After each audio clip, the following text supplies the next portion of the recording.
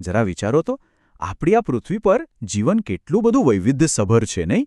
એકદમ નાનામાં નાના બેક્ટેરિયાથી લઈને દરિયાની અંદર રહેતી મોટી વેલ માછલી સુધી બધે જ જીવન છે.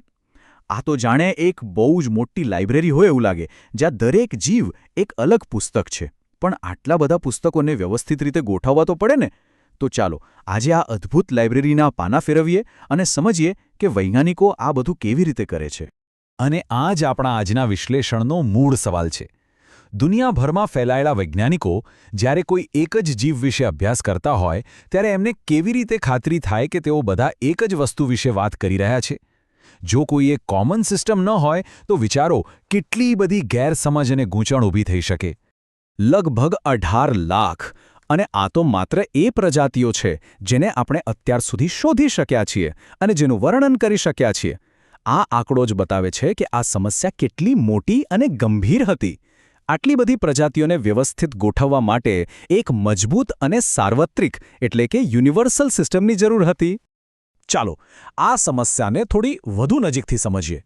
સૌથી મોટો પડકાર એ છે કે એક જ જીવના સ્થાનિક નામ દરેક પ્રદેશ અને ભાષા પ્રમાણે બદલાતા રહે છે, અને આના કારણે વૈજ્ઞાનિકો વચ્ચે વાતચીતમાં મોટી ગૂંચવણ ઊભી થાય છે. આ જુઓ, એકદમ પરફેક્ટ ઉદાહરણ છે. આ એક જ પ્રાણી છે, પણ અંગ્રેજીમાં જ એને માઉન્ટેન લાયન, પૂમા, કૂગર, પેન્થર કેટલા બધા નામોથી બોલાવવામાં આવે છે. હવે જરા કલ્પના કરો, જો ખાલી એક ભાષામાં આટલી ગૂંચવણ હોય તો દુનિયાભરની હજારો ભાષાઓમાં શું થતું હશે? અને એટલે જ એક એવા નામની જરૂર પડી જે આખી દુનિયામાં એક જ હોય, અને એ નામ છે પ્યુમા કોર્નકોલર. તો આ નામની ગૂંચવણનો કોઈ ઉકેલ છે ખરો? હા, બિલકુલ છે. અને એનો ઉકેલ ખરેખર ખૂબ જ સ્માર્ટ અને પાવરફુલ છે. વૈજ્ઞાનિકોએ એક એવી સિસ્ટમ બનાવી જે આખી દુનિયામાં એક સરખી રીતે કામ કરે છે અને બધી જ ગેરસમજ દૂર કરી દે છે. આખી પ્રક્રિયાને એક વૈજ્ઞાનિક નામ આપવામાં આવ્યું છે નામકરણ, એટલે કે નોમેનક્લેચર. એનો હેતુ બહુ સીધો સાધો છે. દરેક સજીવને એક એવું અજોડ નામ આપવું જે દુનિયાના કોઈપણ ખૂણામાં એક જ રીતે ઓળખાય, જેથી કોઈપણ પ્રકારની ગૂંચવણ ન રહે. હવે આવે છે સૌથી રસપ્રદ વાત, દ્વિપદી નામકરણ. આ શબ્દ પર ધ્યાન આપો. બાયનોમિયલ એટલે કે બે નામ.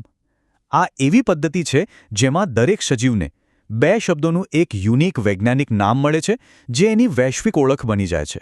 આ સિસ્ટમની મજા એના સિમ્પલ નિયમોમાં છે, જે આખી દુનિયામાં એક સરખા ફોલો થાય છે.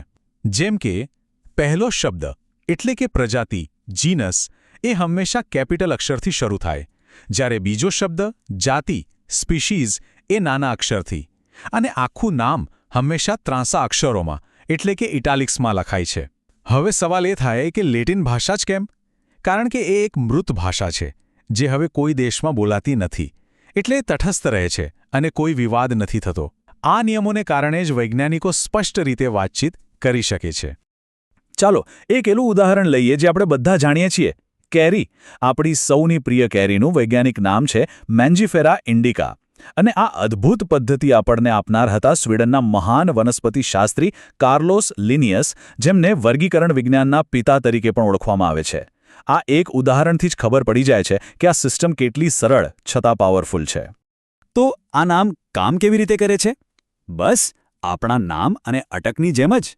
અહીં મેન્જીફેરા એ એની પ્રજાતિ છે, જે એક મોટા કુટુંબ જેવું છે, અને ઇન્ડિકા એ એનું ચોક્કસ જાતિ નામ છે, જે મેન્જીફેરા ગ્રુપની અંદર કેરીની ચોક્કસ જાતને ઓળખાવે છે. સિમ્પલ છે ને? પણ વાર્તા અહીં પૂરી નથી થતી. હકીકતમાં કોઈ જીવને નામ આપવું એ તો બસ પહેલું પગલું છે.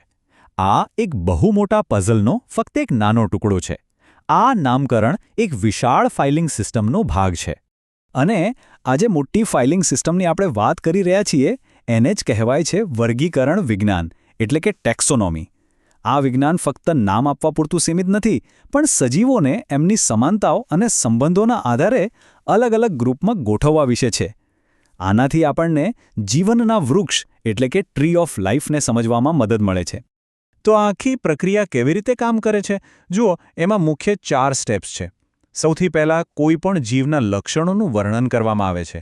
પછી એને ઓળખીને યોગ્ય ગ્રુપમાં મૂકવામાં આવે છે. ત્યાર પછી એને બીજા જીવો સાથે સંબંધોના આધારે ગોઠવવામાં આવે છે. અને છેલ્લે એને એક વૈજ્ઞાનિક નામ આપવામાં આવે છે. આમ નામકરણ એ આખી પ્રોસેસનો એક ખૂબ જ મહત્વનો ભાગ છે. અને આ બધું આપણને એક ખૂબ જ રોમાંચક સવાલ પર લાવીને મૂકે છે. સારું, આપણે જે 18 લાખ પ્રજાતિઓ જાણીએ છીએ એને તો ગોઠવી દીધી, પણ એ લાખો પ્રજાતિઓનું શું જે હજી આપણે શોધવાની બાકી છે?